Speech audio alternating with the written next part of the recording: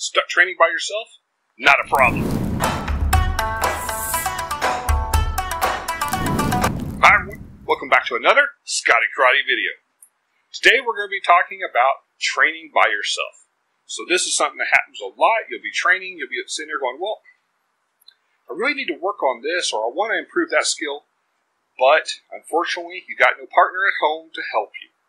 Well, that's what we're going to be going over today's episode of.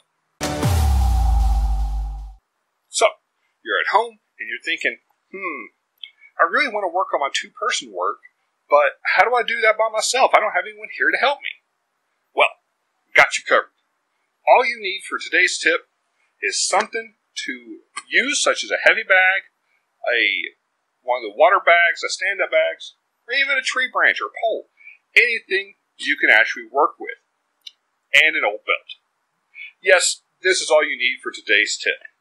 So, all you have to do is take your belt and wrap it around the object you're using. Now, I'm going to tie it just like you would any other karate belt, just for fun. Make it more interesting. So, get our guy here. Boom. Look, he's been upgraded to a brown belt, just like that. Now, what we're going to do is then take the strap, or in this case the belt, and we're going to use it as kind of like a makeshift arm. Now, this is a tool that I like to use just so we know how to use the arm and manipulate it. So, you'll see other styles use like, say, the wooden dummies, or Makawara, or maybe even just like a boxing stand with an arm out so you can manipulate it. This is kind of the same thing. Makeshift at home, just get you used to it and get you some practice in. So, with this, let me show you what I use it for.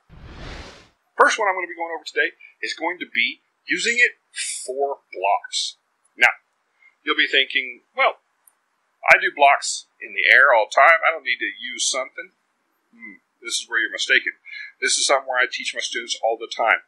You should pressure test these things. So don't just do an outer block. Do an outer block on a bag or on an opponent or something that gives a little resistance, because you'll find out instantly you might be doing it wrong. Anytime you put pressure on it, just like we use the Makawara, you'll learn instantly if you're doing it wrong or not. Because your body will have pain, or it will give you the feedback going, I don't like this. I need to vary it. So that's what we're going to be doing here. So I like to use blocks. So just go through simple blocks. Just have this kind of like it's an arm. Say he's grabbing you. And then outer block. Right? And all they're doing is have the arm just like it's in your face. Like you blocked it. And you're pulling it through. Now, the beauty of this is it gives you the resistance. So you can feel where your power is, where the strike is, or in this case, the block. As you're doing this, you're going to learn real quick. Something works or it doesn't. So, for example, I'm not going to try and overpower somebody with a circle block. It's just very difficult, right? Well, there's other ways to do it, but this teaches you instantly. If you're just using nothing but shoulder, might be too hard to move. So, this will give you that extra benefit. So, upper block, outer block, circle block, cross block, and down block. All of which are able to be used with the belt strap. Just up on here bag. I dig it.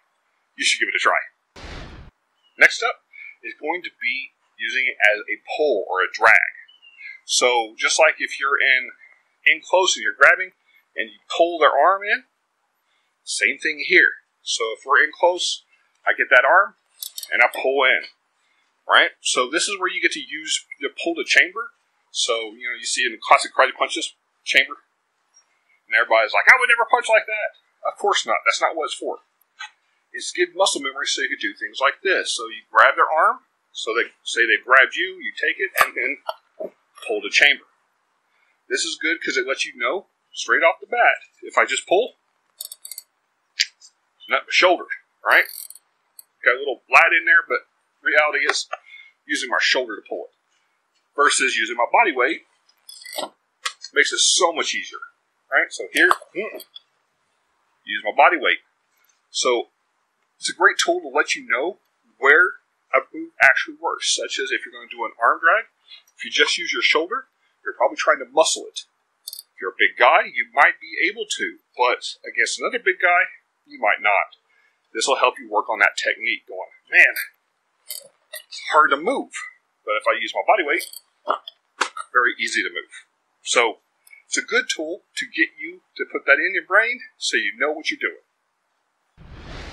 Our third tip for the day is going to be using our bag with the belt on it again as kind of like a makeshift clinch or Muay Thai clinch. So all we're going to do that is take our belt and tie it in a knot at the end.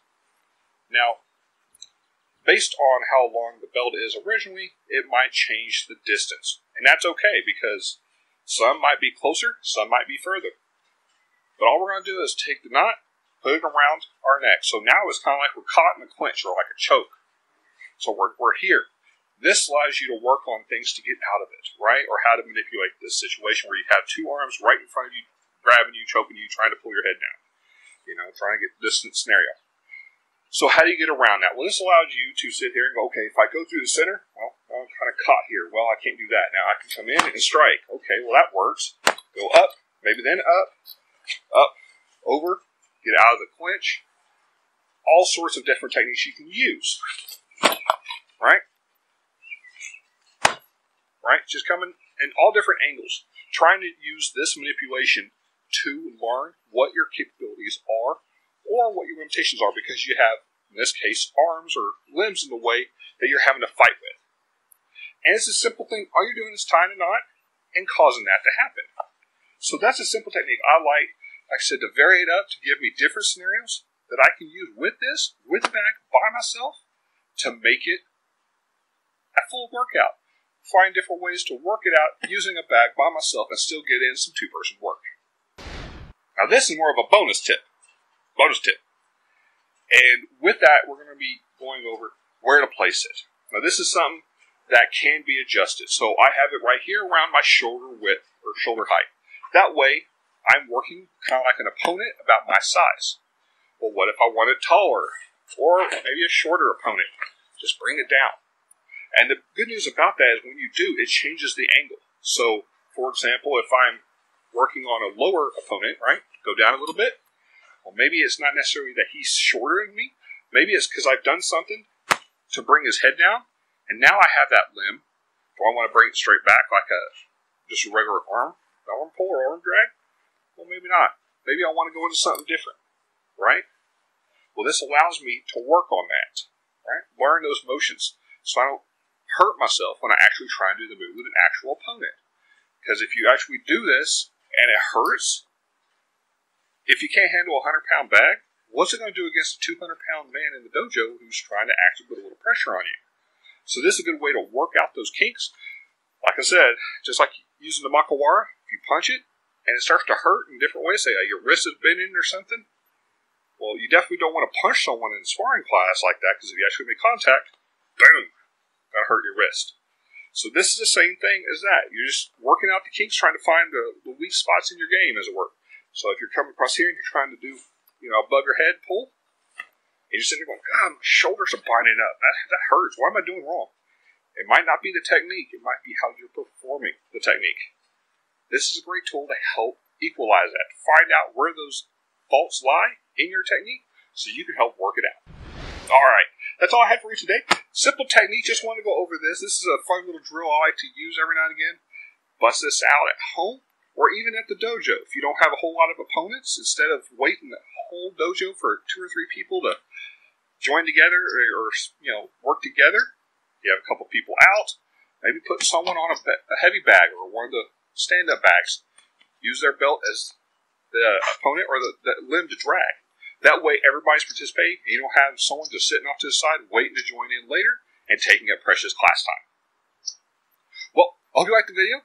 Do please like, comment, subscribe, and don't forget to hit that notification bell in the corner so you know when my videos are posted each week. And, as always, the more you train, easier the fight.